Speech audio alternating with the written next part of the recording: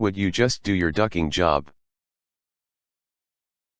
When I was 19 years old and a fresh high school, or my country's equivalent, graduate, I had no idea what I wanted to do with my life. The one thing I did know is that I needed money, so I started applying for all kinds of jobs. After a few weeks of writing applications, going to interviews and waiting nervously for replies, I was hired as a full-time sales assistant at an international company making smartphones, TVs, and other electronic gadgets. Said company was in the process of opening their first official store in my country, and as I was hired about 3 months before they were due to open, helped them however I could.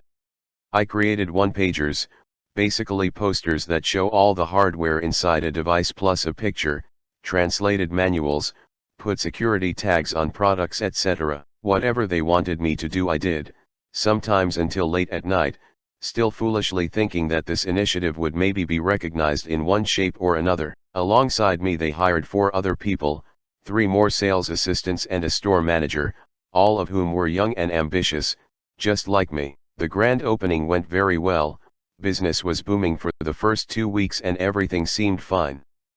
That's where the problems started. The first thing we realized we didn't have were guidelines on how to handle returns and warranty cases. As the company's electronics had been available online long before the store opened, some people now started bringing in their devices to get them fixed or swapped out, none of which we knew how to handle. This annoyed a lot of customers. Being given the information that only devices bought at our specific store would be handled under warranty only made things worse for us. We were getting abuse on a daily basis that ranged from curse words to death threats. Once we even had to call security because a customer was threatening us. This stress caused one of my colleagues to quit, understandably. This, as it turned out, was only the tip of the iceberg.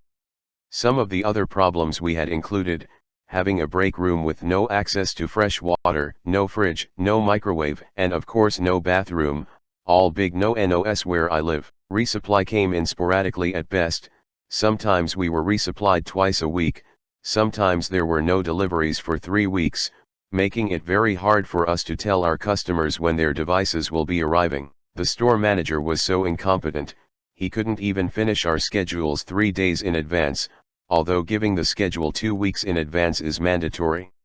One of my colleagues thought duck this about a month after our grand opening and went on sick leave, which where I live basically gives you immunity from getting fired, so now we were 2 men down. The bosses upstairs apparently wanted us to provide tech support over the phone, which again none of us were trained to do. We did our best, but only really ended up with more threats in addition to having our official store phone number constantly blocked by these calls. Also, we were expected to take over social media communications as well, meaning we now had to answer questions on Facebook, Twitter, Instagram, etc., putting even more strain on our small team. In the end, the manager couldn't deal with the stress anymore and broke down about 2 months after opening. He even sought psychological counseling after quitting. While I was sad to see him go, I thought that now my time had come to prove myself. I took over most of his duties, still only earning about half of what the manager made. Naively I worked 60 to 70-hour weeks for almost 3 months straight, still thinking that this would somehow pay off. I made sure to tell my bosses how much more I did than we agreed upon in my contract, but they didn't seem to care, that is, until our sales figures dropped. All of a sudden, I had 2 of them come into the store unannounced, basically drag me into a back room and start lecturing me on how badly the store is performing. The conversation went something like this.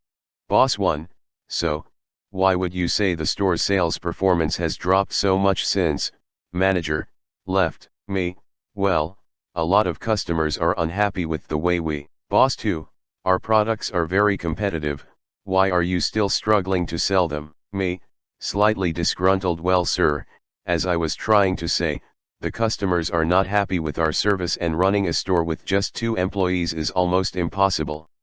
If we could hire 2 more assistants, maybe we could focus better on our numbers. Boss 1, the interviews for those positions are ongoing, you will have new employees soon, but you were hired for a reason, so would you just do your ducking job? Me, yes sir. After that meeting I felt defeated. Doing all this extra work, staying late, taking responsibility for things I had no business taking responsibility for, the threats, the uncertainty, the stress, the sleep deprivation, all for nothing. And that's when it clicked in my head, duck those guys. They wanted me to do my job? Fine. From now on, I would do exactly what my job description says, nothing more, nothing less. The next day, I came in early, opened the store, everything normal. Until the first tech support call came in. I picked up the phone and, after listening to what the caller wanted, told them that I was only a sales assistant and therefore not qualified to answer their questions. Hanging up the phone without saying goodbye, a postman came in with some special documents for the store manager, requiring a signature. I said nope, sorry, not gonna sign that, I'm not a manager. After being informed that these were court documents and need to be signed for immediately, I just shrugged and said, not my problem, just doing my job here, man. Later that day, after my colleague had arrived, we got a delivery of new product for the store.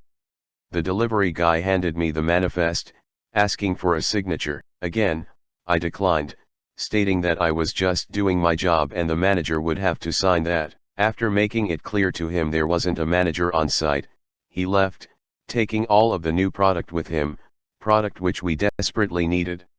But I was beyond caring at this point. About 15 minutes later, I got a call from Boss 1, asking me why no one had signed for the delivery. I told him that, as there was no manager on site, nobody there was allowed to sign that document. After a few choice words, he hung up the phone and I went back to work, chatting with customers and generally not caring about anything. Half an hour later, Boss 1 and 2 descended onto me. They rushed into the store demanding an explanation for my behavior. I simply replied, I'm just doing my job, sir, just like you asked me to do. Boss 1, what the duck do you mean? Then why has nobody accepted today's delivery or the documents we've sent you? Me, well, that's the manager's job. I am not a manager.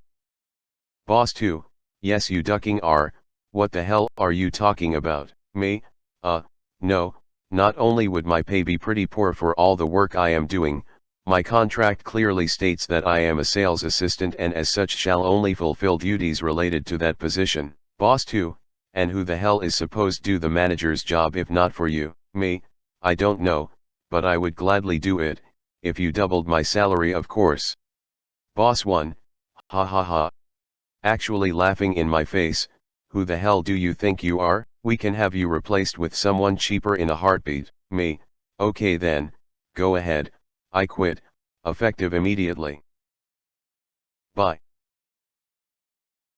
And then I just left.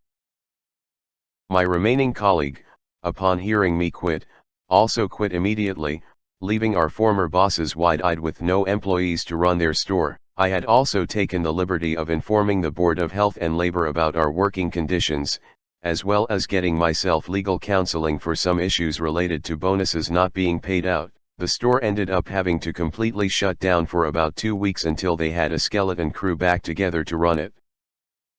The kicker? About a month after I quit and with my lawsuit for unpaid wages now pending, I got a call from Boss 1, telling me he wanted to accept my offer of doubling my salary to become the store manager. He said no one was willing to take the job now that word got around how awful things are in the store. The following conversation ensued. Me, frankly Boss 1, I used his first name here, just to piss him off, I don't much like getting laughed at, so I'm afraid if you want me to come back, you're gonna have to quadruple my initial pay. Boss 1, what? Are you insane? We can't afford that, how are we?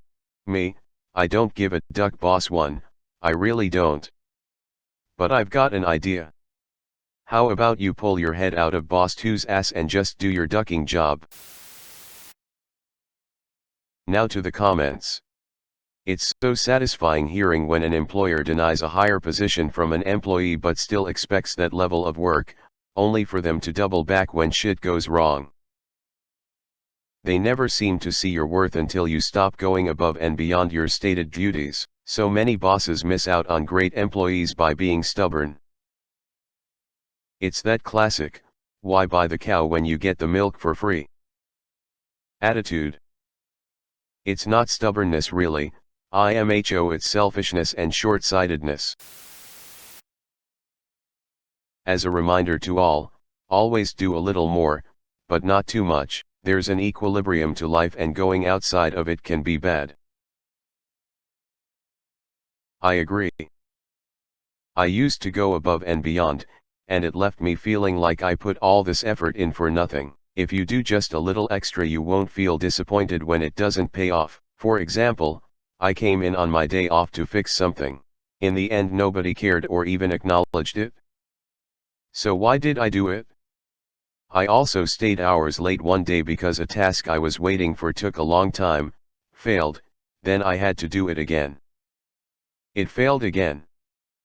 I stayed hours late on a Friday where I had a 3.5-hour drive ahead of me and achieved nothing. I decided that day that I'd rather leave on time and not finish than stay late and not finish. Staying late and still not finishing is worst case Ontario. Avoid that by not staying late if not finishing is still a possibility. Oof, yeah. You always should avoid a worst case Ontario.